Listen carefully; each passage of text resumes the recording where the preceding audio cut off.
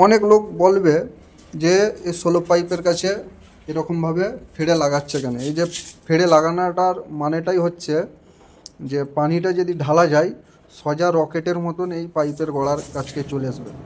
আর দেশের দিয়ে যে পাড়া গ্রামে যে কাজ করে অনেক মিস্ত্রি হেল্পার ঠিকাদার যে কাজ করে, তো আমার দেশের কাকা ভাই দাদা দাদিয়া বকাচোদা বানিয়ে দেয়, কখনও ফুলটালি ঠুকতে মানা করবে মিস্ত্রিকে। এইখানে দেখো আমরা ব্যাঙ্গালোরে এরকমভাবে ফেড়ে যদি টালি লাগানো যায় পানিটা ভালো মতন যায়। আর যে এমনি যদি গোটা টালি লাগানো যায় পানিটা এইখানে দাঁড়িয়ে রয়ে যাবে, এই কোণে নাহলে ওই কোণে।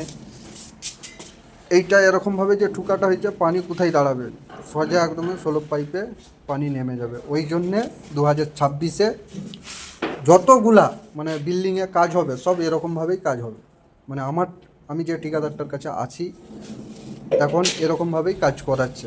এবারে অন্য ঠিকাদাররা কীরকমভাবে কাজ করায় না করায় সেটা আমি বলতে পারবো না। তো ওইখানেও একটা সোলো পাইপ আছে ওই কোণে, ওইখানেও ফাড়া আছে আর এইখানেও ফাড়া আছে, তোমরা দেখলেই বুঝতে পারবে।